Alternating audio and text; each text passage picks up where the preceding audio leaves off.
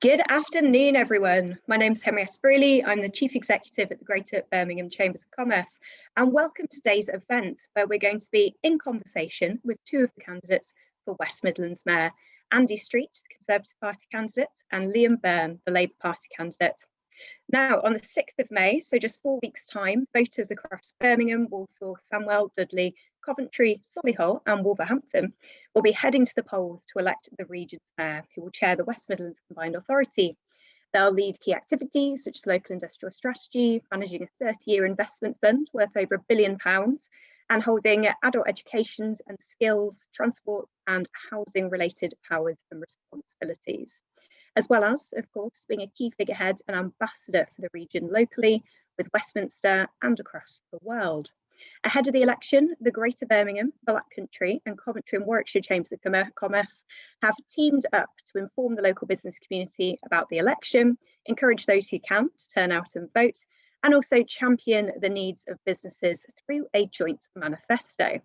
This manifesto, produced in conjunction with our members, sets out calls to action from the business community across a number of areas. Everything from negotiating with government to secure both the urgent support that the region needs to navigate the pandemic and further devolution on a regional level, effectively build back better, working with businesses to understand and address barriers to adopting low carbon technology and secure investment in major facilities in the region, ensuring the delivery of HS2 in full and the local economic plans predicated on the arrival of this once in a generation investment, and much more. After the disruption of COVID-19 and ongoing impact of Brexit, we believe a strong, united business voice is more important than ever. You can find a link to the manifesto in the chat now. This session is part of a wider programme of chamber activity, including a formal economy hustings that we're partnering on with Centre for Cities on the 22nd of April. But on to today. During today's seminar, you'll hear from the two candidates in turn on their vision and priorities, as my fellow chamber CEOs, Louise Bennett and Corinne Crane, pose those questions from the audience. If you'd like to submit a question at any time, please do so using the Q&A function at the bottom of your screens. And of course, if you have any tech issues at all, my colleague Jess will be on hand to help in the chat. After we've heard from Andy and Liam individually, we will then bring both candidates back together to answer a question from each of our fantastic event partners, Aston University, Crow and Intercity Technology. Now, over to Louise Bennett, CEO of Coventry and Warwickshire Chamber of Commerce, to introduce Andy Street. Thank you, Henrietta. Well, Mr. Andy Street, CBE for your services to economic growth. Welcome. Successful, eminent background in business as a leader, career at John Lewis, previous chair of the Greater Birmingham Local Enterprise Partnership, and you went on to become our first elected mayor of the West Midlands and are now once again a candidate for that very role. Welcome, welcome, Andy. Hopefully that is now unmuted. Brilliant, thank you. Yes, lovely. I thought you were going to do it for us. So yes, good afternoon, Louise, and thank you very much for welcoming us here today. So we have 20 minutes, Andy, and I know they're going to be really strict about time today. The first 10 minutes will be straight over to you, where we are inviting you as our candidate for the role of elected mayor to give us your vision for our wonderful region. And perhaps if you can respond to some of the points that we raise in the Chamber of Commerce 2021 manifesto, Rebounding for Business, on issues such as coming out of the pandemic, the post-Brexit landscape, skills gaps, investing in the green economy, all of which I know will be familiar to you. After that 10 minutes, we'll move swiftly to a Q&A session where I'll probably pick up 3 or 4 questions from our Q&A box and present them to you all in one go and invite you to answer. Is that okay, Andy? Does that feel okay? It certainly. I will do whatever you wish this afternoon, Louise. You are distinctly in charge. Okay, brilliant. So let me just kick off and say, most important thing to say, and I'm sure Liam will say the same actually on this, is genuinely thank you for the work that you've done to put your business manifesto together, because it's genuinely extremely helpful to see what you said in good time for us to produce our own manifestos. And he says rather cheekily, I hope you will see that some of the themes that you talked about were actually reflected in my own manifesto that was launched just yesterday. Huge overlap, actually. And I think the most important thing to say right at the beginning is I hope you sensed, anyone who's had the chance yet to look through my manifesto, there is an utter commitment to work together with the business community. And I hope people would say, whatever else they might say, that is what I have tried to do over the last 4 years. Right from the start, we set up some of the informal infrastructure to make sure that you could genuinely influence decisions as they were being made, whether it be through our business advisory groups, whether it be through our economic impact groups, or whether it be on issue-specific groups like the way in which we came together when we faced the first Brexit cliff edge, never mind the second Brexit cliff edge. So I hope people would say I do genuinely have that collaborative spirit and would see the business leadership of the region as playing a critical part in the overall leadership of the region. The second thing I hope that really jumps out of any comparison of what you've talked about and what I talked about is I do feel there is one overriding priority for the region, and that is, of course, the economic revival. Had we been doing this election 12 months ago, we probably wouldn't have said it in quite as sharp a way.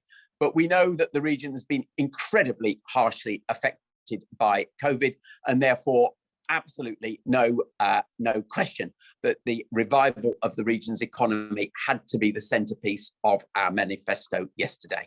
The very first specific commitment we made was that commitment to 100,000 new jobs over 2 years. Let's be clear, that 100,000 is in things we can see right now. It is not dependent on further magical government investment, and it certainly isn't dependent on the underlying economic upswing.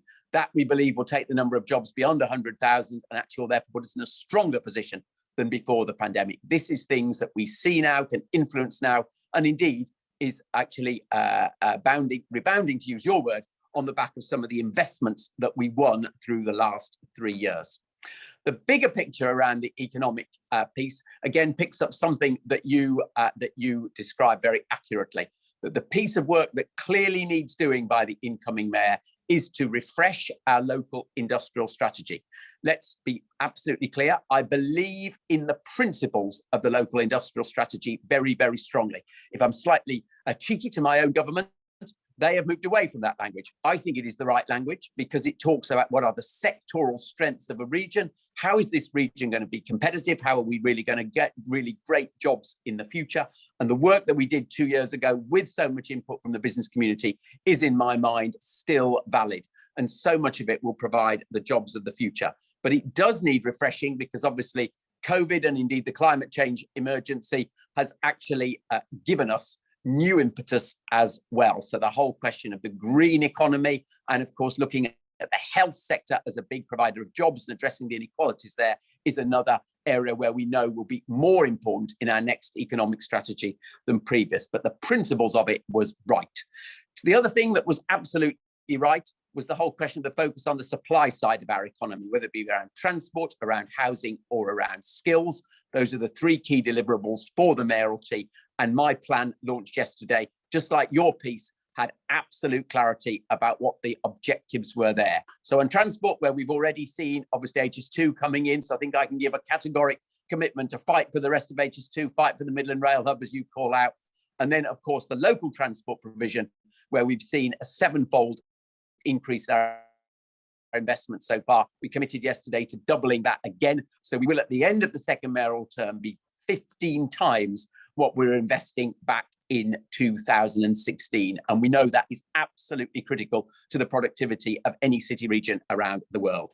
Then on housing, we gave a very clear commitment to the re-energizing of that sector, continuing with our brownfield first policy, which has the advantage, of course, of the investment in derelict sites, the jobs that come from the housing sector itself. And then, of course, we were also saying that we would concentrate on new elements there, the modern methods of construction, and of course, the retrofitting, which are also likely to be big areas of expertise and big job creators in the future. And then on skills, in the manifesto, we talk particularly about what we will do, A, to get young people back to work immediately, working with some of the government schemes, some of our own, but then, of course, thinking about the technical skills that are required for some of our leading industries of the future. So again, I would endorse what it says about your manifesto there. Then, of course, there's a big part in my manifesto about the green economy going forward, our utter commitment to 2041, and of course things like the gigafactory in Coventry, the work that's been done in the Black Country around the decarbonising of the industrial sector there. That I actually see as critical, because I think that will be an exemplar of good practice. So another area I can very much endorse what you've put. But then if we try to pull all of that together, I do think the role of the mayor is to provide leadership in this economic revival. And what do I mean by leadership? I've talked about collaboration with the business sector, but it's also about collaboration with the university sector. And I know we're going to hear a bit about them in the past. And I hope what I've done over the last few years is pull out some of the groundbreaking work, whether it be at Warwick around automotive, Birmingham around health, Aston around energy, and get behind that to use that as the sort of magnet for winning investment for the region. But it's also around collaboration with government, where I think actually our record is good. The statistic that wasn't in the manifesto yesterday, but I'll give it, is that before I was mayor, we were actually bottom of the league table for capital investment by the public sector for any region in the UK. We are now above average for England, still behind London and Scotland, and Scotland, of course, that's an interesting question as to how they get to their very distinct place. But we have decisively increased our ranking in that table, and I'm convinced that is partly because of my effective lobbying on behalf of the region. You also talk about international and that leadership role there, and I hope colleagues would say the way in which I've led the delegations to MIPIM, got out and actually won the investment behind those largely property investments, and you can see those now across the region. Every year we tick off the proposals that we've collectively made at MIPIM, and there's a firm commitment to lead internationally on the back of the Commonwealth Games around the trade, tourism, investment programmes. So that leadership role, gluing together business, government, academia with the combined authority and the mayor playing that convening role in the middle, is the fundamental role that I see for the mayor. And that, Louise, hopefully well in time, is all I wanted to tell you by way of introduction. Wow. Okay, Andy, that was absolutely bang on. Thank you so much. And really appreciate how you've married your manifesto with obviously the Chamber of Commerce manifesto asks. So I have had a few questions flowing. What I'll do, Andy, is I'm going to talk through all of the questions now. So you might need a pen Yes. and then invite you to respond. Some of which I do accept you've already touched on, Andy, but I'm going to try and pull out first. So we talk about investment in housing in particular. We know that housing brings more people. More people means we need more jobs. And in this very diverse region, more jobs needs more employment land. And we've had a particular question around not just the need for more employment land in some parts of our region, particularly, as you know, in my Coventry sort of patch. So more need for employment land. And then married with that, how do we speed up the planning process to really bring investment into that employment land? So that was the first one. The second one touches on all that you've spoken about in terms of green, the green economy and green investment. And that, yes, we've got this fabulous record of bringing in investment. So what more do you really think that you could personally do to keep bringing in investment around a green economy, particularly as our worry is that when it comes to the levelling up agenda, the money will go further north? So that was the second one. So we've got employment, land and planning, we've got green investment, and then finally, which would be a nice way to close really our 10 minutes, I've had a specific question from a gentleman called Paul Sullivan, and he wanted to know how will we know that you actually will be good for business, and then a question on our chat today, and being good for business, that our recovery is going to be an inclusive recovery. So stressing those words, inclusive recovery. Does that all make sense, Andy? So we've got the employment, land, the planning, we've got the green economy, we need more investment, we don't want to see it all going north, she says quite selfishly. And then how do we know that you personally will be good for business and that our recovery will be an inclusive one? Is that okay? There's, of course, you do whatever you want. There's plenty in there, Louise. There is. So, yeah. The first one is really very interesting because you're right that there was something of a virtuous circle, but with a challenge in it, actually. And the virtuous circle pre-pandemic was the economy was growing pretty well. Over 5 years, we'd seen the best growth anywhere. And part of that was the inward migration that we had seen. And actually a story that I think does show, almost comes to Paul's question, that we were doing well for business, is actually we'd emerged as the favoured location for young Londoners to relocate, and Birmingham for the first time had a net positive movement with London. But this was putting pressure. It was definitely putting pressure on the housing numbers and on employment sites. That's absolutely right. Now, I think in terms of the housing numbers, the total number, we'd actually stepped forward well. And you know the story that we'd actually got onto our target trajectory that was calculated when the first regional economic plan was done about how many homes do we need. And this, of course, includes the non-constituent areas. So something you're very familiar, Louise, about the contribution of Warwickshire to our regional economy here as well. And we got to that 17,000 a year number. And actually within that, we'd also doubled the number of affordable homes. So that part was good. We had got a real challenge around employment land. Now, by common consent, that was the case. However, the little pushback I would make, though, is I have yet to come across a story of an inward investor who did not invest here because they could not find the premises. And we always actually came up very creatively with the answer to that. And the Gigafactory story about Coventry Airport is, of course, a brilliant example of that. So if you think of Coventry Airport, you think of I-54, you think of the IM development at Peddymore, actually, we've got some incredibly attractive employment sites. What we've also tried to do is to bring back derelict sites. Phoenix 10 in Walsall would be a really good example. Longbridge in South Birmingham would be a good example. Derelict for 15 years, the Westworks just agreed the funding for it, and we're moving quickly with St Modwyn on that. So I actually think the evidence, Louise, is where there has been an investor looking to move, we have always managed to accommodate them. And in terms of going forward, that would be obviously the critical point again. We're looking to assimilate, particularly land in the public-owned space, hence our Public Land Task Force, to bring back large employment sites into use. So that's speeding up planning processes. Andy, do you think our elected mayor has a role in terms of putting that appropriate pressure through our local authorities, our planning authorities? Categorically, yes. And again, I think we can choose a really very, very good example of that. The Gigafactory approach, that's the whole issue, is to get the planning in early in advance of an investor. So it's a very good example of me giving, I think this is a fair way of describing it, me giving the confidence as the guy gluing it all together with government as well, giving confidence to the private sector investor to put cash on the table for the owner of the site for that planning. And indeed, I have to give credit to Coventry City Council to also act at risk. So yes, there is definitely a role of giving confidence in that process, actually. Now in green invest, in terms of investment, if you look at inward investment, we were actually doing extremely well here. If you look at the 3 years up to the beginning of the pandemic, we'd been the best performing region and the highest number of jobs created by inward investment of any region, actually. I've given a clear commitment in my manifesto to further investment in the growth company, because as our inward investment agency, I actually think they perform extremely effectively and they have fundamentally been underfunded. So there's a very clear commitment for further support for them, again, working with our local authorities. The way we would do it is back to the local industrial strategy. We choose the sectors that we are pursuing and they are resourced specifically to fish in those pools. So whether that be automotive and aerospace, or whether it be professional services, financial, or increasingly the green economy, they are resourced to do exactly that. Now, in terms of the challenge with the North, this might surprise you how I answer this. I actually think it's a fair challenge. I think the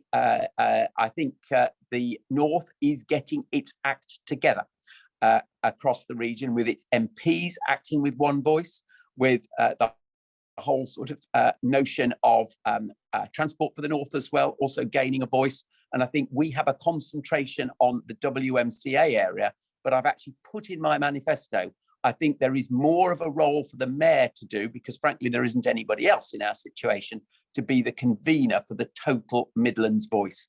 And I do feel we need a review of the effectiveness of Midlands Engine and the way in which we're working with our parliamentarians for putting one case for the Midlands.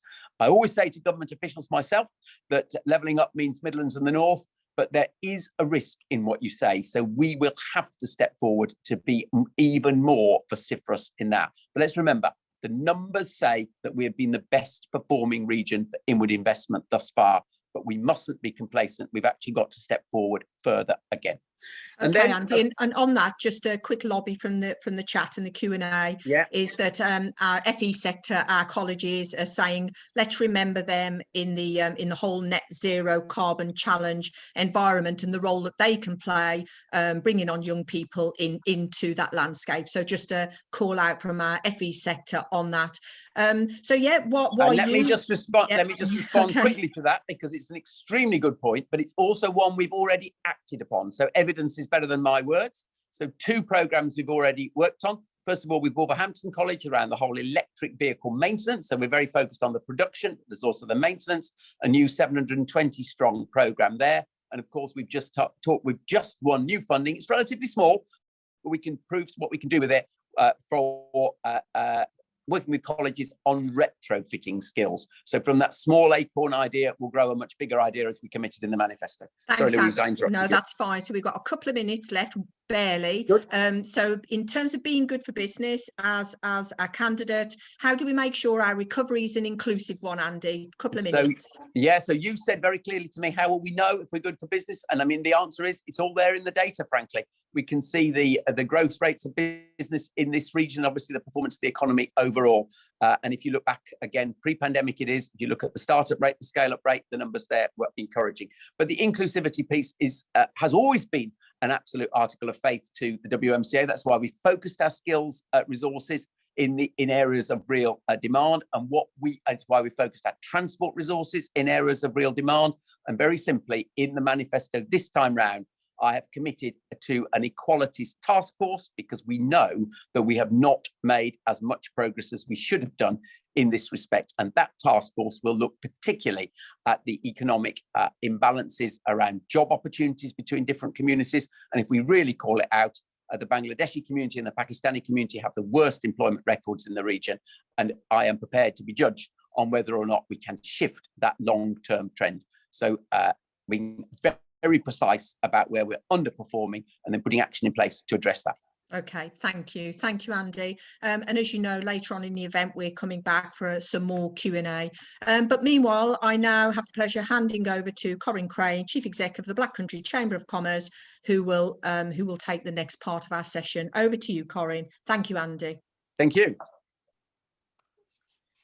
Thanks, Louise. Thanks, Andy. And on to the next part. We've got 20 minutes for this. And first of all, I'd like to introduce Liam Byrne.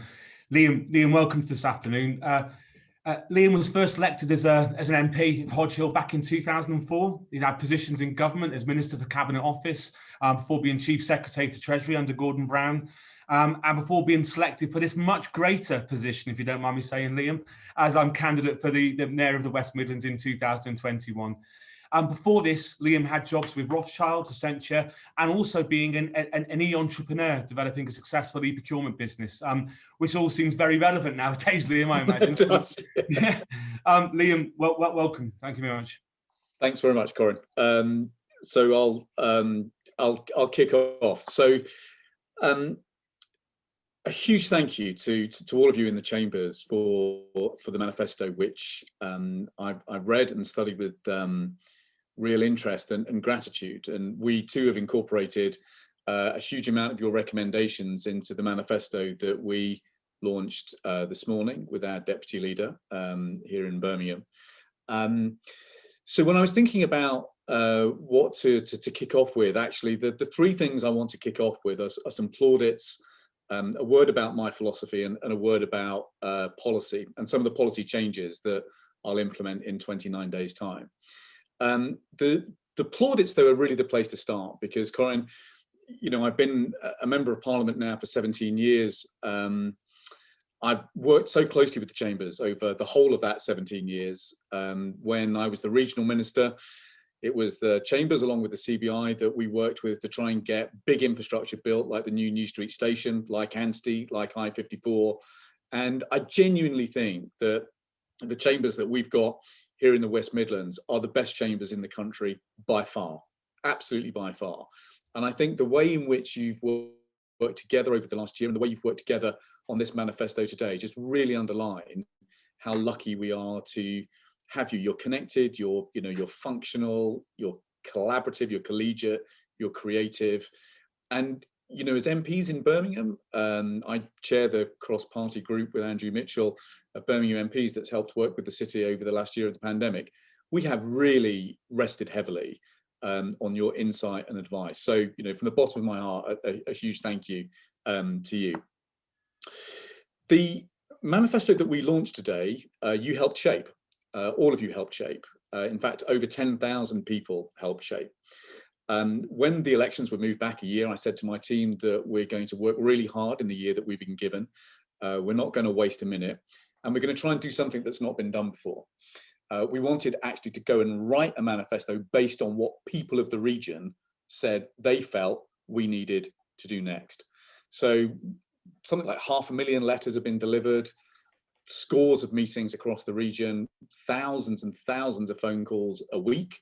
Over 10,000 people have contributed to the manifesto that we published today, including the chambers, including the LEPs, including the TUC, including our own inquiry into COVID fatalities in the BAME community, and our own cooperative party task force. So a huge amount of work has gone into the 40 or 50 pages that we published today. But I think it's probably important for chamber members who have not worked with me just to know a little bit about my philosophy, because we may be working together. That's my hope over the next 3 years. I'm somebody who has worked at the interface of public and private in this country for over 30 years. As you say, there's not many MPs who started their career at Anderson Consulting and Rothschilds, but I'm one of them. There's not many Labour MPs who were former members of the CBI, but I'm one of them. There's not many Labour MPs who did their MBA at the Harvard Business School, but I'm one of them. I was lucky enough to win a Fulbright scholarship there back in 1999-2000, the only kid from a comprehensive school amongst the English class there at Harvard. But for me, that was an important moment, because that is the first time that I worked with Michael Porter, who was my strategy teacher, and Jeffrey Sachs, one of my economics teachers. And that is probably, when my real love and passion for economic development began. It was that MBA that gave me a flying start in raising venture finance to begin a business, which I was, as you say, very happily building up before I found myself in the wrong place at the wrong time and got elected to Parliament. But it was because of that background as an entrepreneur in the business community that I got all the difficult jobs to do in government. And actually, one of the credentials that I bring to this job is the fact that I've worked in 3 of the great offices of state. I have worked deep in the Home Office. I ran number 10 for Gordon Brown during the financial crisis as Chancellor of the Duchy of Lancaster. And then I designed Labour's fiscal consolidation strategy as Chief Secretary of the Treasury.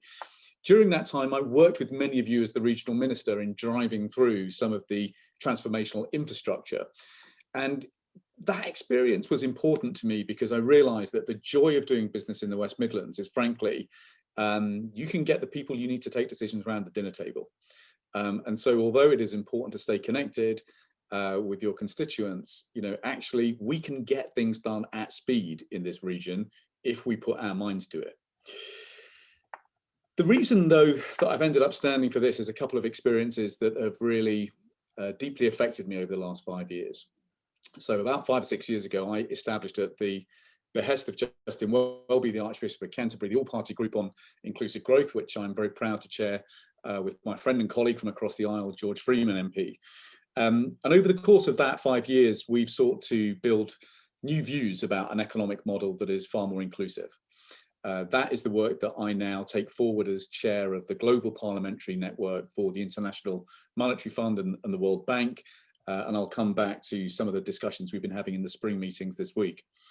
But what has really driven me to stand is because I've seen a different story to the story that Andy described over the last 5 years.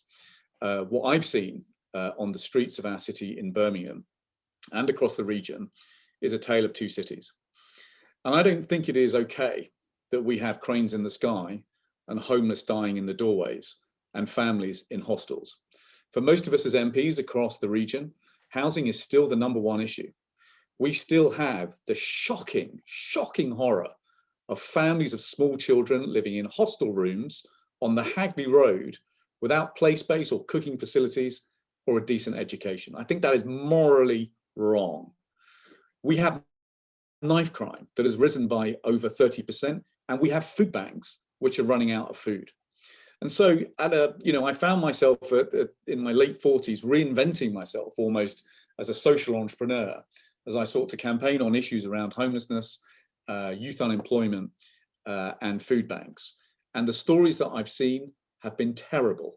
And frankly, it is not good enough when we do have hot economic growth in parts of our region, but we have people who can see those gleaming towers rise without any hope of ever reaching them. We are still a region where the postcode where you were born too often defines your possibilities in life. That is wrong, and that is probably the single most important reason that I've decided to stand. Now, those of you who have worked with me before know that I'm a policy guy. I'm a policy geek. I love policy. I love economics, and many of the discussions that we've been having at the spring meetings for the International Monetary Fund and the World Bank this week have zeroed in on this basic truth that we cannot go back to the growth model that we had before COVID. And in this country, we've been hit not by one earthquake, but by three: by COVID, by Brexit, and by the climate emergency. A different kind of growth model has got to emerge. What we came to see very clearly in the feedback from the region is that people of this region want us to be a leader again. They want us to go green, but they want us to do that in a way that creates good, well-paid jobs that take people into the middle class for the future. That's why I want us not to be an also-ran. It's why I want us to be the leader of Green Britain. I want us to be the first city region in the country that goes net zero. But I want to do that in a way that helps us reindustrialize. I want this great region, wants the workshop of the world, to become the green workshop of a greener planet, the place that makes the things that the world needs to cut carbon and save itself. To do that, and I believe that we can, to do that, we're going to need some institutions that are new in our region. And we've studied this in Israel, in South Korea, and in Germany. We're going to need much better coordination of public procurement to help drive the demand engines of green growth. We are going to need a learning and skills agency to join up our disgracefully fragmented skills and education system, which has meant that apprenticeship numbers have collapsed by 40% in the last few years. We're going to need our own version of the Israeli chief scientist or the Fraunhofer Institutes of Germany, bringing together universities and colleges to market innovation R&D to our business community to help them with the transition. We may need our own version of the Sparkassen. Certainly, we will need a banking inquiry to look at the potential of creating a West Midlands investment and finance bank. Crucially, we need stronger support for export support, which is why I've said we will guarantee the work of the chambers in their export support for the next decade. Before the crisis, exports in our region were falling by £2 billion a year. That is a move in the wrong direction, and we need to change it, and support for the chambers can help us. Ultimately, for those who know the work that I've shared over the last few years, in particular the book, My History of British Capitalism, told through the lives of 10 of our great entrepreneurs, you'll know the conclusion that I arrived at, and I'll conclude with this. Ours is a region that has made history by inventing the future. I'd like to do that again, and I'd like your help in doing it. And so if I'm successful after May, I hope this partnership that we form will be strong and deep, exciting and transformational. Thanks, Warren. Brilliant, Liam. Thank you very, very much for that. And just picking up on one of your points about the Chamber Export Service, I think never more than in a long time have we needed that security around support for businesses around importing and exporting. And you're right, the experience across the three chambers in the West Midlands around our docs teams, our customs expertise, our DIT teams, the training that we run, it's become absolutely essential, particularly as we look at some fairly tense sort of situations on borders at the moment. So thank you very, very much for that. Liam, if it's okay, I'm going to pick up on a couple of points that you mentioned in your talking. The first one's around the green revolution, if that's okay. Could you expand a little bit more on what that will actually mean for local businesses? Because many businesses are in the West Midlands are fairly traditional, and adopting sort of green technologies will be expensive and a big risk for them. Yeah, so I mean, here again, I'm grateful to you and the other chambers who've given evidence to our Green Manufacturing Commission that was co-chaired by Beverly Nielsen, who was the Lib Dem candidate for mayor last time round, but who has joined our team actually in part to help drive this transformation. So the first thing that we need is ambition. If we are to go net zero carbon by 2041, which is the current plan, we need to cut carbon emissions by 13% a year. If we cut them by 16% a year, we can land at a point in the mid-2030s and become first. Crucially, we will beat Manchester. That is an extremely important point for a reason I'll come on to in a second. Second, we will need to help landowners and developers in the region develop a network of turning brownfield sites into green industrial zones.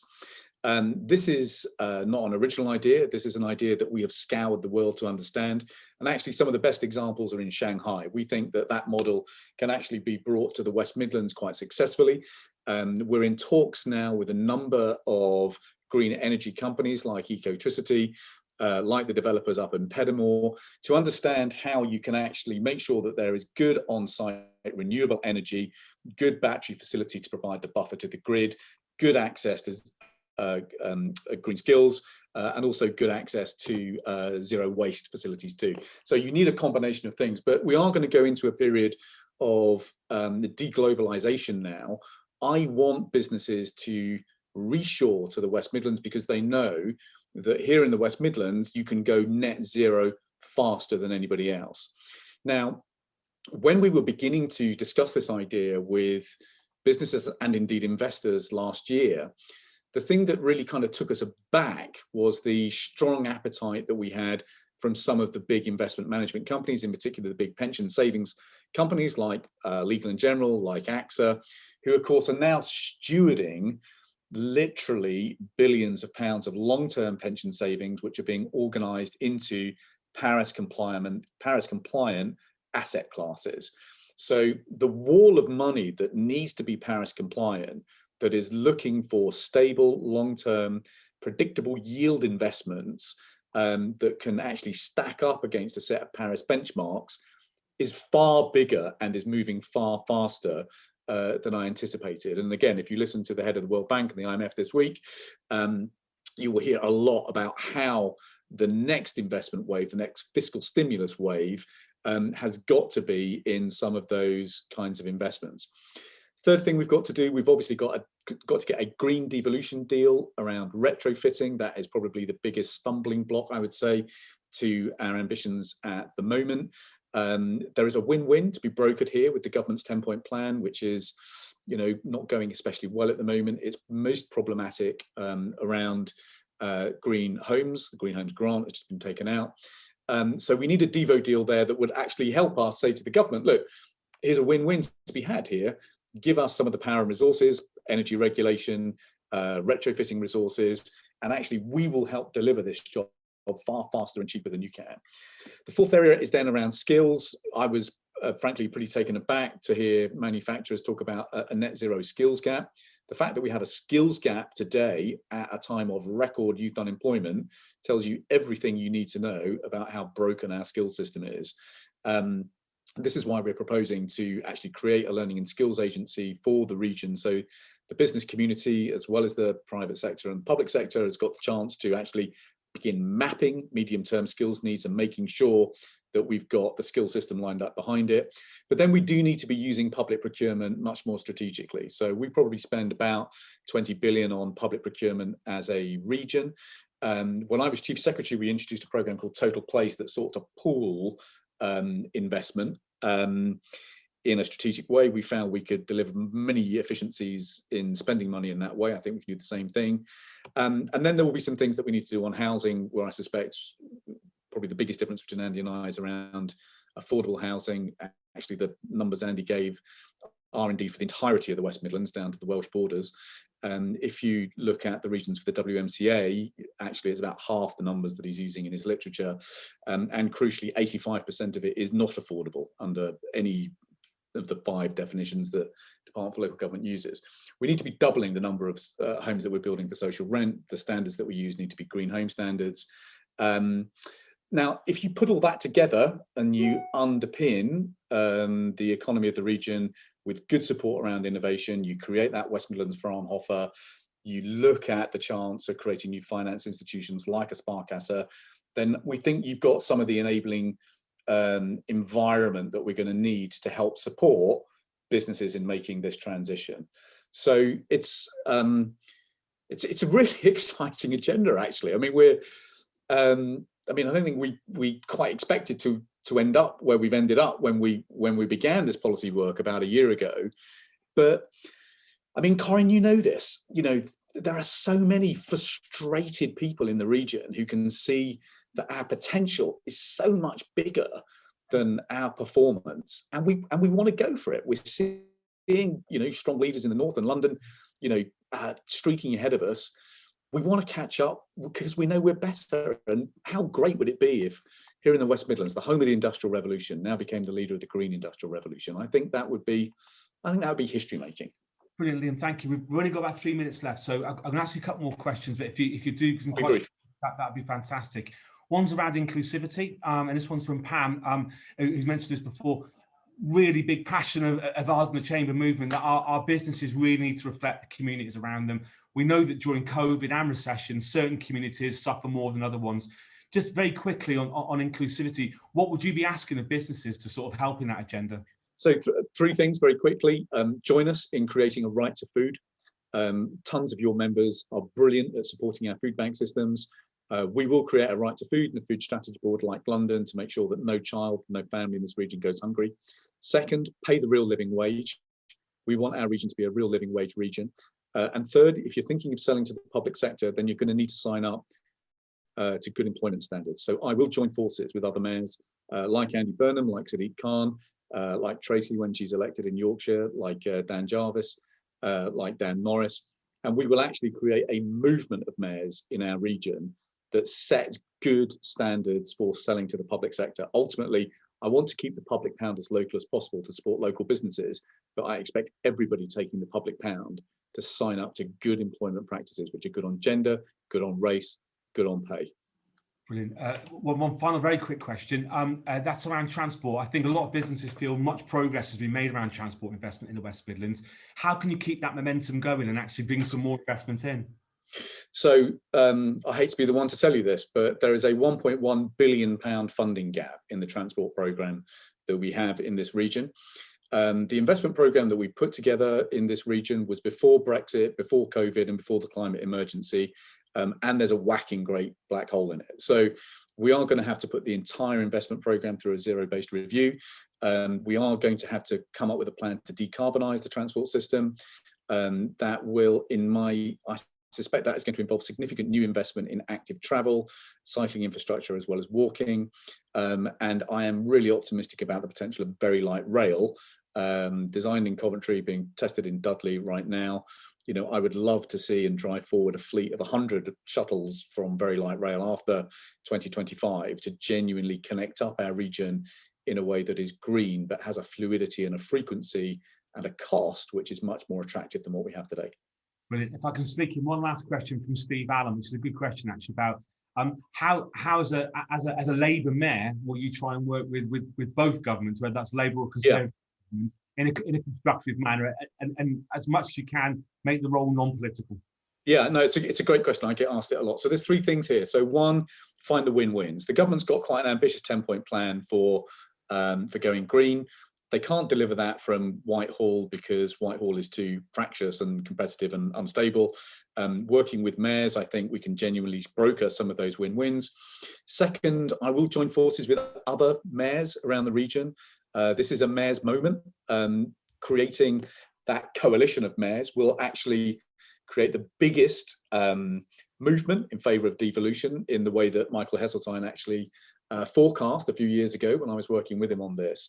But finally, I will work internationally far more. So you don't need to be chair of the parliamentary network for the International Monetary Fund and the World Bank to do this job, but goodness me, it helps. There is a global network of mayors around the world who are doing some extraordinary things on climate. And actually, that is one of the ways in which we mobilise private sector investment. Ultimately, private sector investment is going to dwarf what public sector investment is going to look like as we head into what is going to be a really difficult period of fiscal consolidation over the next 5 to 6 years. So actually structuring the win-wins with big sovereign wealth funds in coordination with other mayors. My sneaking suspicion is that that is where we're going to get the most investment from over the next 5 years. Liam, thank you very, very much. There's some brilliant questions actually in the boxes there that we didn't have time to cover today, but thank you very much. Cool. And I'll hand over to Henrietta. Fantastic. Thank you, Corinne. And thank you, Andy and Liam, for that insight into how you would approach this critically important role. Now, we have a few questions for you from our event partners. First up, we've got Mark Smith, Executive Director of Business Engagement at Aston University. Over to you, Mark. Thanks, Henrietta, and hello, Andy and Liam. Nice to see you both, and nice to be here on behalf of Aston to ask you a few questions. When I say on behalf of Aston, I want to make clear on behalf of Aston and 16 other FE and HE institutions across the area that we do work very well with and very much in consort with. For me, I think the future really is about making the most of the recovery. I hope everybody did have a restful Easter, buoyed by the opportunity of getting together soon in terms of meeting our friends and family again. The past year has been a huge struggle for everyone. Loved ones have been lost and livelihoods certainly been put at risk and badly hit across the whole region. But as difficult as it has been, I think we'll get through this by continuing to coordinate ourselves and working together across the region. Aston's seen some fantastic innovation growth during the COVID period, and demand for things like apprenticeships and KTPs have been knowledge transfer programs, have been fantastic across the whole piece. Other universities experiencing the same things. The green shoots are out there, and we've certainly seen some parts the best of our region, but also seen our fragilities. We at Aston see ourselves as one of the city's anchor institutions. I mean, we've got a vital role in supporting society's recovery from the legacy of COVID-19. And I think in common with many other institutions, the FE colleges and other universities, we are inclusive and see ourselves as a committed force to a vibrant Birmingham, Coventry and the wider West Midlands. To ensure this, Aston's certainly going to focus, Liam, on social mobility, sustainability, inclusion and entrepreneurship, all of which were cited as key reasons why we were named as University of the Year by The Guardian this past year. And certainly reasons why I pay tribute to our staff and students who've made that award possible by making sure that people from any postcode and any background can access the education that they need to contribute strongly to the future. The judges also highlighted Aston's high levels of graduate employability and high earnings achieved by those graduates, many in the region, our outstanding student support, our work to close attainment gaps between students of different ethnicities, and our progress in embedding sustainability to make us one of the greenest universities in the UK. With access to the Levelling Up Fund, I think universities and FE colleges are ideally placed to help drive positive change in socially and economically disadvantaged communities and cities. And working in partnership certainly with local authorities and the voluntary sector, a force often underestimated and certainly a force that collaborates very well with universities. So my question for you both is a simple one. How do you each see Aston and its fellow HE and FE institutions playing a part in levelling up the region? Fantastic. Thank you, Mark. I'll bring in Andy first for your reflections there.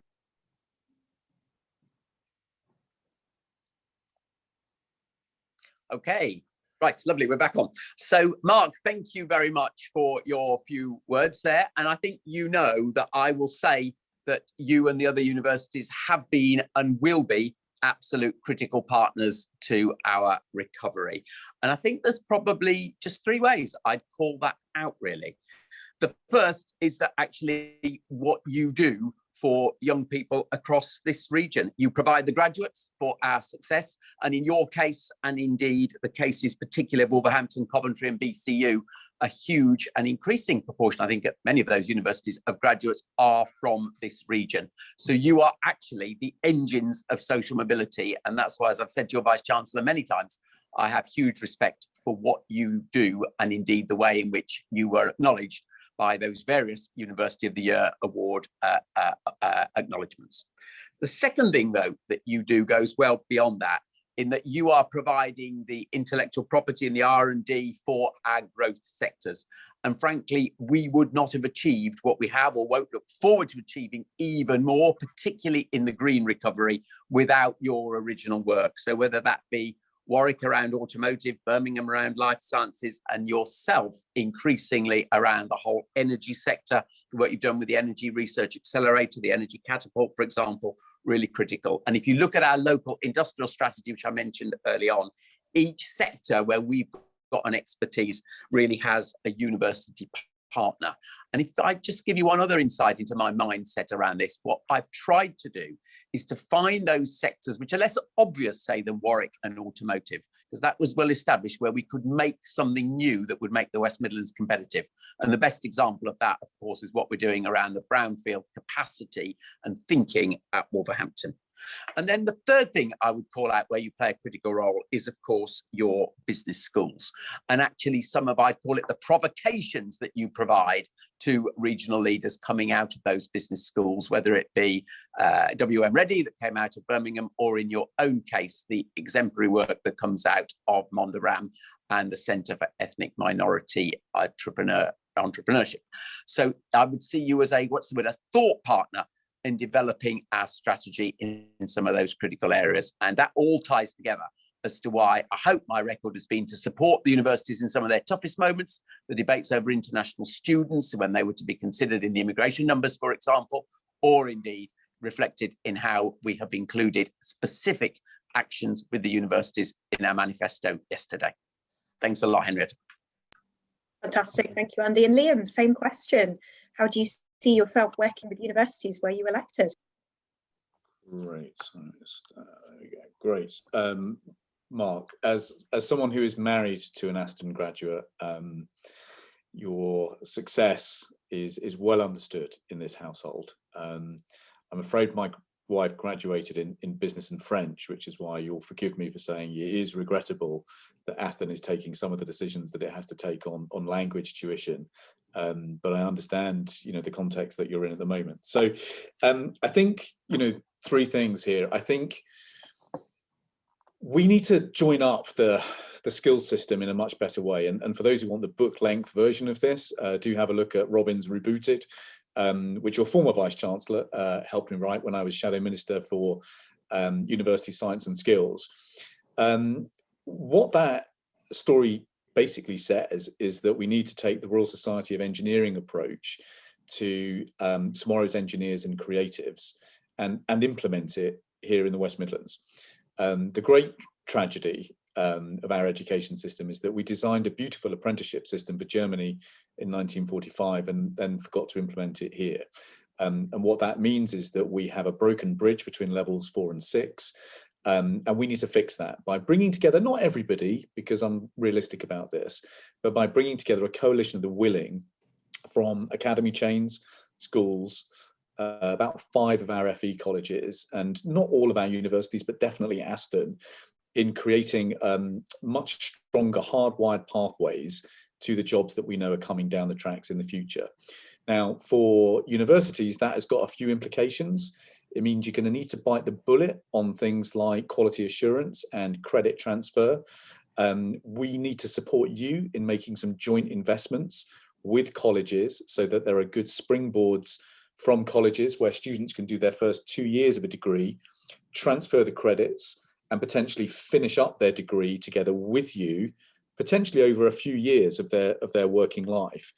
But I think if we combine that with the mindset that you brought to the extraordinary new medical school that you're creating, I think we could really make some very, very rapid progress. So creating what is frankly a more German style education system is something that Aston and a number of other universities can be really important to. The second is around pure research. At the end of the day, Aston is a world-class university, as are many of our other universities, and you need to be big players in global science and global R&D. And we need to support you in participating in those global platforms. That is harder after Brexit, but we need to be using the international opportunities that we've got around the world to make sure that we are banging the drum for you in those international research alliances, because you know, whether it's the Hadron Collider or the European Space Agency, or, you know, you name it. Basically, the big infrastructure science programs are global, and you need to be at that global table. The third piece of the puzzle then is about applying the R&D, which is why this concept of a West Midlands Fraunhofer is so important. So you've obviously got great experience of this because of the business school experience that you've got. But again, I mean, this won't be for everybody. It won't be necessary for everybody in the Russell group in the region. But, you know, my talks with vice chancellors do tell me that there's a number of you who would be up for creating a West Midlands Fraunhofer that basically takes some of the lessons from South Korea, from Israel, from Germany, to actually start drilling and applying a lot of the R&D that you're generating into the business space and to the small business space. And that's not just about Jaguar Land Rover. That is about small entrepreneurial businesses in inner cities, creating jobs for people that don't have jobs at the moment. One of the ideas that we put forward in our manifesto today is around co-op innovation districts, for example, something that builds on the idea of business innovation districts. We see the power supply to many of those districts as knowledge, applied knowledge. So, you know, your motto is forward at Aston. You have the Birmingham motto. You know, I genuinely see the truth in Martin Rees's comment that unless we grow smarter, we will grow poorer. We need to grow smarter, and that is why we need to form really effective institutions, collaborative institutions, with you and your peers in the university sector. Thank you. Andy, Liam, thank you for your comments. And Mark, also thank you for your and Aston University's support with today's event. And great to hear from both Andy and Liam the importance of our incredible network of higher education institutions in this region and their potential to be an even greater asset moving forwards. Next, we've got Charlie Blakemore, Group MD of Intercity Technology. Charlie, over to you for your question. Thank you, Henrietta. Yeah, Charlie Blakemore from Intercity Technology. We're a business that's been was founded in Birmingham, been established for over 35 years, technology business, providing IT services to over 2,000 customers nationally. And, you know, we've had to really adapt during the pandemic to support our customers, I guess, remote working, improves connectivity, improves security, and more off-premise sorts of capabilities. So we've adapted, and I think we've done fairly well, but it's not been without pain, as I guess most businesses that are on here today will sort of also have felt. And I guess, you know, we've been an established business in the community in Birmingham and West Midlands. We've recruited over 30 apprentices and graduates in the last sort of 5 years and continue to want to do that to provide future technology jobs for future generations. And so growth is really important to us, and making sure, I think, that future generations have equal opportunity to get really good quality jobs in the region, I think is really important for the two candidates, I'm sure. One of the things that and my question is really around, what will the two candidates, what's their view on how they will ensure that jobs, certainly from public sector, but, you know, supporting the growth, the green economy and others, and the bounce back, that jobs and businesses that are truly established in the Midlands and Birmingham benefit from this growth agenda.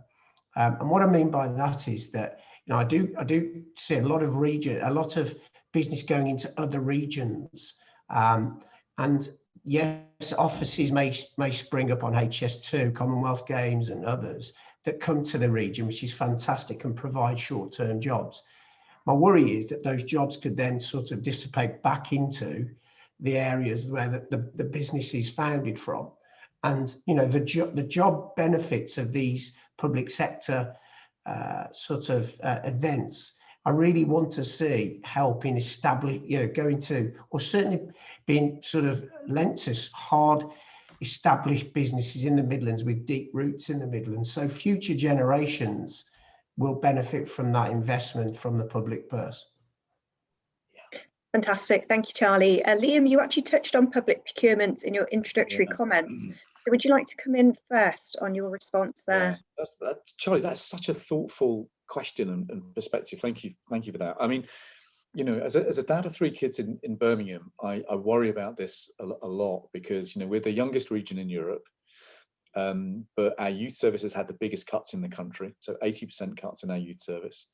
Knife crime up 30%, you know, young lives being lost on the streets of our city. We've had apprenticeship numbers collapse by 40%. That was before COVID struck. And we've got youth unemployment in Birmingham and other parts of the region of over 20%. This is a bad situation for a region that is the youngest in Europe. And as parents and grandparents, as good citizens of the city, we have all got a real responsibility to get a grip of this in a way that, frankly, we don't have at the moment.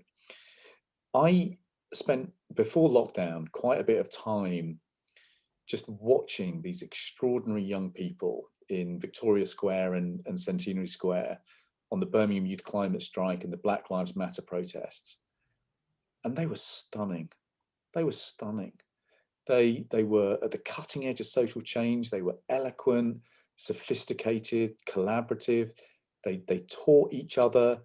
You know, Gen Z, this generation's coming up through the schools, I tell you, it's the most entrepreneurial we've had in this region since the days of Matthew Bolton. And we need to give them the tools to succeed and flourish, because they're going to do amazing things. So we've got to put youth workers back in every neighbourhood.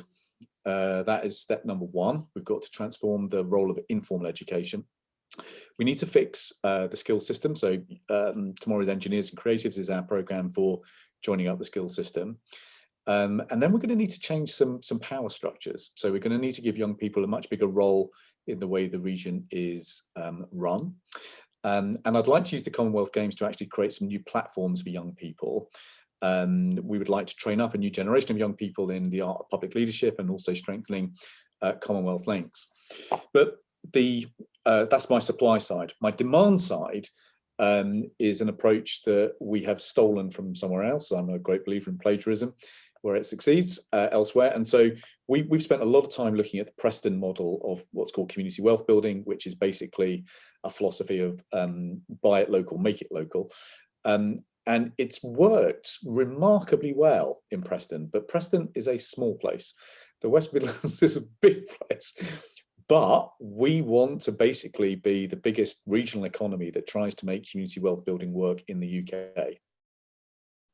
And that basically, I know a fair bit about this because I've spent 4 years of my life building a procurement business. I had a full head of hair before I did that. But we need to be using the power of public contracting much more strategically to actually help businesses that are rooted in the region, that are doing the right thing in the region. And crucially, we need to use those contracts to actually foster youth enterprise as well. And this is something I feel very strongly about as someone who never thought they'd be an entrepreneur, but enjoyed being an entrepreneur a great deal. You know, programs like Youth Enterprise or the National Federation for Teaching Enterprise, you know, giving some of these youngsters the chance to actually grow businesses of their own, I think would be a smart investment. So there's a bunch of things we need to do on the supply side to support young people in new ways, but there is a bunch of things that we can do on the demand side as well through the power of public procurement. And again, this isn't novel. This is not, you know, particularly innovative economic policy. It is pretty standard practice across most of Germany and France. Thank you, Liam. Andy, over to you.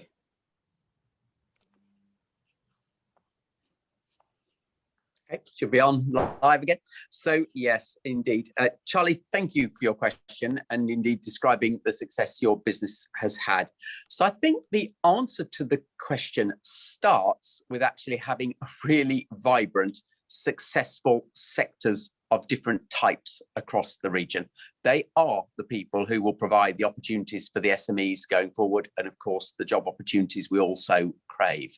And that's why in my manifesto I have laid out for each of the main sectors, and they include the sectors where we're developing leadership positions. So for example, the low carbon sector and the creative sector, not just our historical successes, exactly how they are going to grow. And the reason I know that is so important is if you look at the startup data for the region, those startups are concentrated in supporting the sectors where we have strength already. And what's so very interesting to me is the number, for examples, that are in the creative sector, the numbers that are coming in the green economy sectors, the numbers that are coming supporting our professional services success story. So getting those key sectors motoring again will generate the startups and small businesses.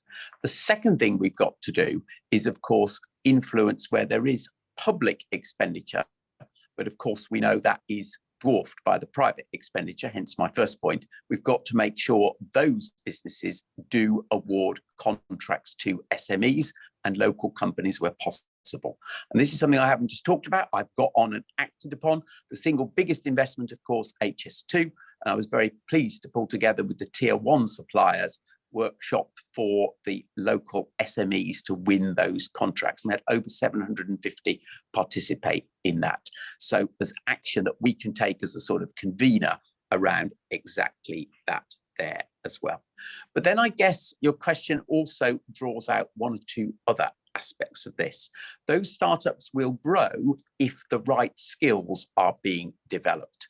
And so that's why we've looked to do innovative work. And again, it's all in the manifesto about what we continue to do for the high growth areas. So particularly, again, point drawn out earlier, working with our FE and HE sectors on digital skills, on the requirements for the health sector. That's such an important recruiter at the moment. And of course, also our traditional engineering sectors. And just take, for example, the excitement over us winning 2 of the institutes of technology that will focus on that. And then perhaps the other element I'd put is around the role that we can play in collating good advice for SMEs to enable them to grow. And I want just to call out the role of the chambers here and the way in which I think the combined authority did a very mature thing in terms of when we were thinking about advice for managing the Brexit transition, that actually the chambers stepped into the role to be the single interface with SMEs, but that was working with the CA and funding was made available to do that. So I think it was a great example of us understanding the role of those chambers. And then the last thing I would just talk about, and this is very much unfinished business. We've done well as a region around startups. We haven't done well enough around scale-ups. Our scale-up percentage is just on national average now, but it's no better than. But we have got some pieces of work which I think are incredibly promising for the future. Our scale-up work, particularly we've done in the creative sector and in the tech sector, and I would like to use those as models going forward for extending out that philosophy, basically, to say, let's take the best of our startups, but really try to intensify the growth. And of course, I'm fascinated by what's actually going to come from the government's Help to Grow initiative that they talked about in the budget. And I'm very keen that we, and I'm sure it'll be alongside the chambers, will play a leading role in delivering that. So a few ideas as to how we can genuinely help make the difference to businesses like yours, Charlie. Thank you. Fantastic. Liam, Andy, thank you very much for your comments and insight. And Charlie, thank you for your question and Intercity Technologies support for today's session. Public procurement, access to it has been particularly rising as an important topic among chamber members in recent months. You know, we can all see the great investments coming our way from HS2, Commonwealth Games, and there is that real appetite for local businesses to figure out how they can tap into it and be part of that.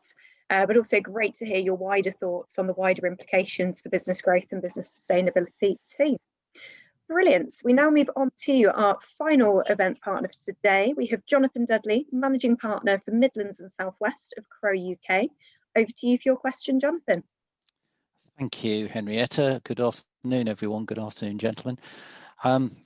For those that don't know, Crow's a national firm of accountants and business advisors with strong international links through the Crow network globally. However, we're very strong in the region and our roots here date back to 1888. And a large firm, part of our firm is actually based here, including our administrative function, which is quite unusual for a national firm of professional advisors. We're specialists in advising entrepreneurial businesses, family businesses, small corporates, professional practices and not-for-profits, which touches on Andy's threads, I think. And we employ over 200 people in the region, but more importantly, we actually advise and therefore inadvertently or indirectly a lot more people than that.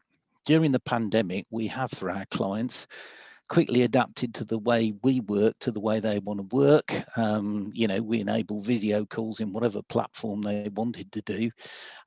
We got involved from the outset on a pro bono basis, engaging with BEIS and the Treasury and the banking sector to lobby for the various COVID loan schemes, and provided assistance in their delivery, and also the attendant issues that came out of the woodwork, including credit insurance.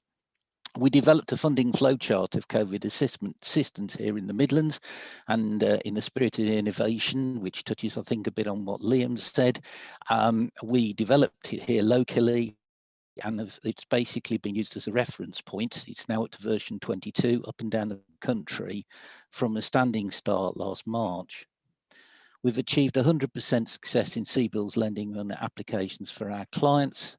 We developed a program of tools called Getting Back on Track to help businesses cope with the preparation for post-pandemic era. And we've hosted regular Zoom updates on a variety of subjects, including, dare I say, the B word. But more importantly, we've been there for our clients at a time of extreme challenge. And we must have got something right, because we've had such positive feedback volunteered to us. It's been wonderful. And in doing all of that and pivoting our business along the way, you'll be pleased to know that we've kept up our recruitment program. We've carried on taking apprentices, both at school leaver and graduate level, twice a year, and we're stepping that up and plan to do so this year as well. We consider that to be our investment in the continuance of the business of our country.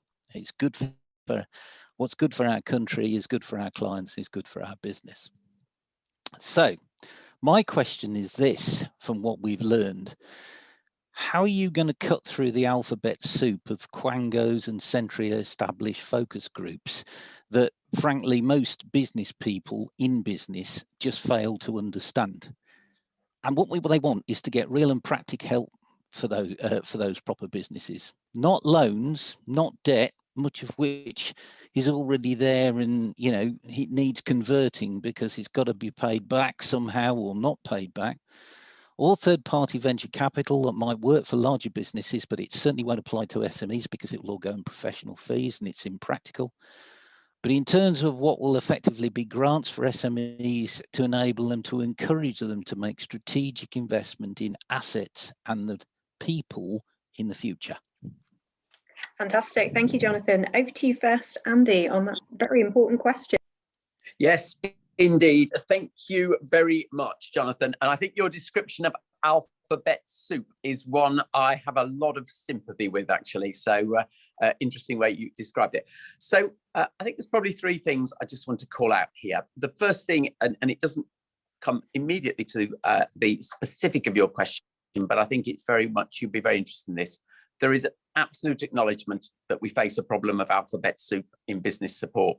And I can see Henrietta nodding immediately. So the work that is already commissioned is actually to have a once in a generation review of this.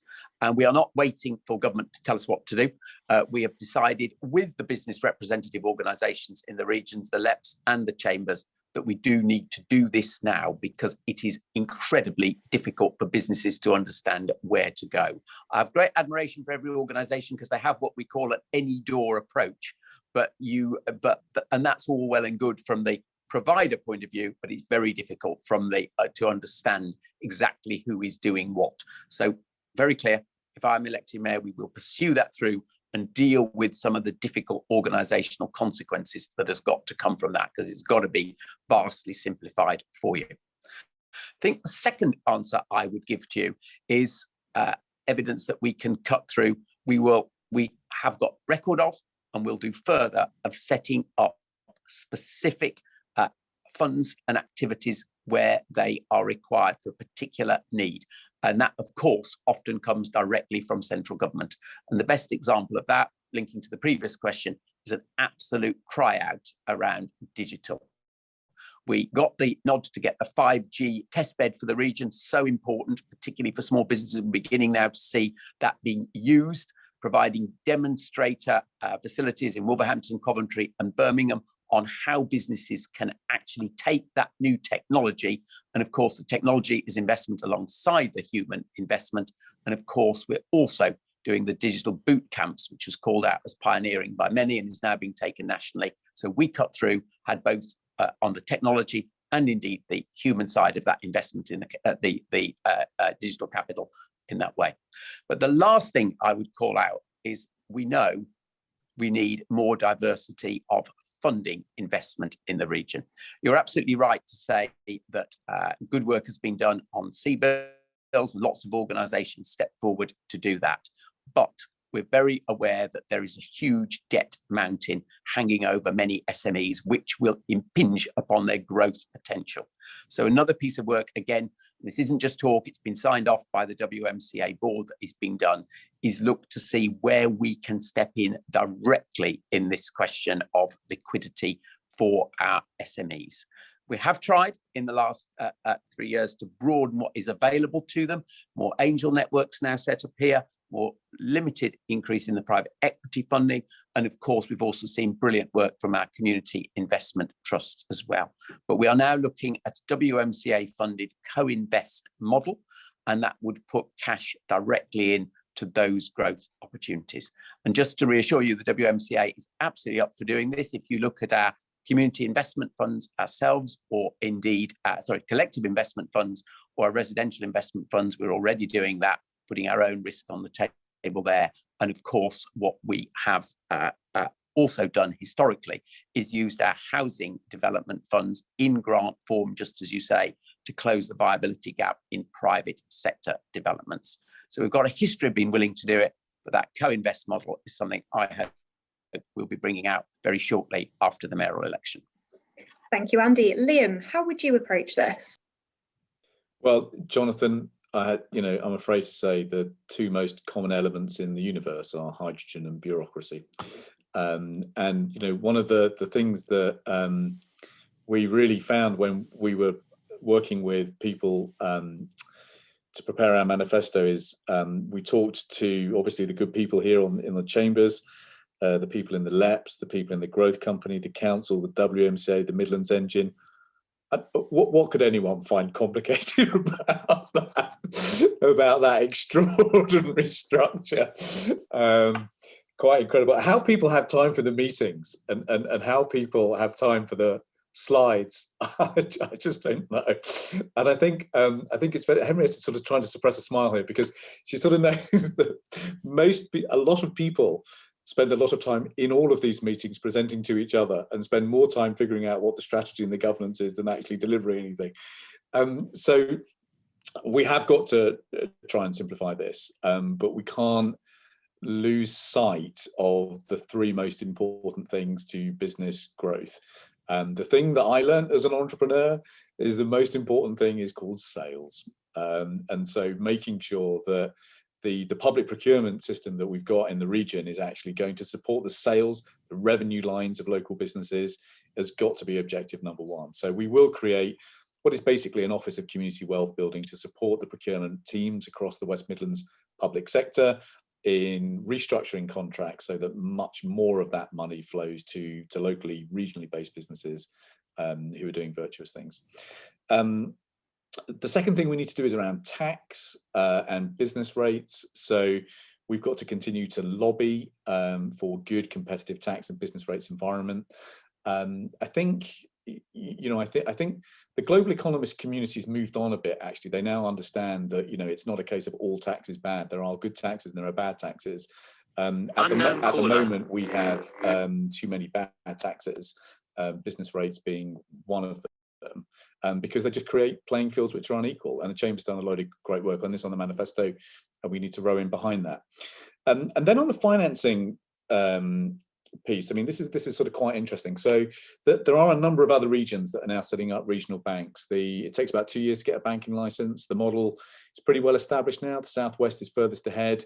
It's the Community Banking and Savings Association that has basically constructed the model. What it basically allows you to do is to build a lending base based on savings that you mobilise from inside a region. This is nothing novel for the West Midlands. We happened to invent the Municipal Savings Bank. It opened in the basement of the Birmingham Water Department in 1913, and it was opened by a man called Neville Chamberlain. So again, some of these institutions actually we pioneered about a century ago. We just forgot how to do it. So there are some potentially interesting things to do on the debt side. And then on the equity side, again, Israel is the best example. We have sourced globally of how this is best done well. But if you look at initiatives like Jerusalem Venture Partners, if you look at the structure of the YOSMA funds, you've got some really good models there of public investment alongside private investment, basically bringing the weighted average cost of capital down, and therefore allowing you to create some a much more attractive equity style investments in supporting businesses. But the way that you've got to make this work is with a better institutional framework at the moment, because quite frankly right now there's not enough time for all the meetings for all of these different bodies. So we've got to make it a heck of a lot more simple than it is today. Thank you, Liam, and thank you for your question, Jonathan, and also for Crow's support for today's event. And it is something we hear more and more from businesses, that importance of well-targeted, accessible cash grants, as well as the other finance options that both help businesses and achieve public policy aims. It's going to be more important than ever as we come out of COVID-19 and the cash flow and access to finance issues businesses are facing. So thank you both very much. Now we are running out of time fast. So what I'm going to ask you to do very shortly, Andy and Liam, is give us your final message to the business community. Before I do so, though, I do want to reassure everyone who's asked a question. We've had some fantastic questions through that we're not going to have a chance to look at today, but we will take them away with us. And if it's all right by you, Andy and Liam, we'll follow up after today's event with some of those key questions. Now, first up, Andy, would you like to leave us with your message to the business community? Yeah, so first of all, Henry, to just say thank you for doing this. It's been fun. I've learned a lot, so thank you very much. So my message is very simple, and it's that I am ultimately one of you. My whole background for 30 years was, of course, in a business, and I know from the nature of that business, John Lewis, that business is a force for good in society. It is the ultimate vehicle of social mobility. And so many of the questions today have been about opportunity, and it's business that provides those opportunities for our young people in particular. And what I learned in that 30 years is sort of rooted deeply in me, probably almost subliminally, actually. And I try to act on that every single day. My whole approach to this job, I hope people would say, has been collaborative. I have not been partisan. I'm very clear to be proud to be the Conservative candidate, but I work across party and indeed across leadership. And in that sense of leadership, I include business leaders as well. I will also continue to use my business-like approach in winning funding and support and confidence from government. Our record on that is good, and I believe we are extremely well placed to continue to get at public expenditure coming into the West Midlands, which of course is the catalyst for the much larger private expenditure. And then the last message would be a very simple one. I will deliver what I say. I'm a person who's learned in business that you lay out your plan and then you implement it and deliver it. That's my whole sort of psyche, is to be here to deliver for the citizens. So what is in that manifesto will, I promise you, get delivered, just as in the main, our promises 4 years ago have been delivered. Thank you very much, Henriette. Thank you, Andy. Over to you, Liam, for your final message to the business community. Henriette, thanks so much. And to Louise and Corin, thank you for pulling this together. I think my message is simple. Look, folks, this is a moment of history for our region. And the way that we handle the next 3 years is going to determine what path we follow for the next 30. The big message that has come out of the spring meetings for the World Bank and the IMF this week is that going back to the model that we had before COVID is not an option. For our region, that model was not working. We had healthy life expectancy in our region falling, even while it was rising in the rest of the country. We had the number of people living in our most deprived communities not falling. It was actually going up. We had violent crime that had doubled. These are significant challenges that meant that the story of our region was becoming a tale of two cities. And I don't think that is a good way I don't think that's a good thing that we should be trying to go back to. We have got to pull off a 5-card trick over the next couple of years. We've got to respond to the crisis. We're not out of the crisis yet. We still have parts of our community with much lower vaccination rates than others. We've got an unemployment emergency. Globally, we've lost 250 million jobs. We've lost thousands of jobs in our own region. We've got to resurge investment into health and education because of the loss of lifetime earnings potential for our young people, about 10 billion in our region. We've got to redirect investment into new sectors like low carbon sectors, digital and health sectors. We've got to support those sectors that need to recover, and we've got to do this while remaining solvent.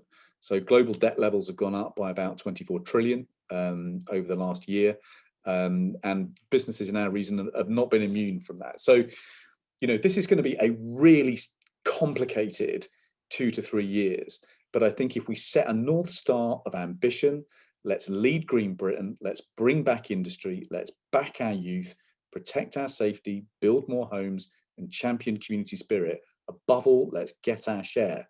I think these are things that we can do as long as we pull together well. But when this region puts its mind to it, there's nothing we can't do. So thanks so much for pulling us together. That's been a great debate. Fantastic. Well, thank you both so much for those final punchy comments to the business community. Thank you for joining us and for taking the time to answer our delegates and our partners' questions. And also thank you to my co-chairs, Louise and Corinne, as well as our partners, Aston University, Intercity Technology and Crow.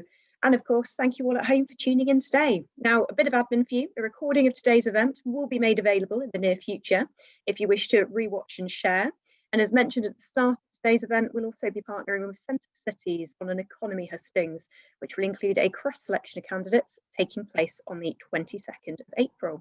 You can also find short messages to the business community from all declared candidates in this month's edition of Chamberlink magazine.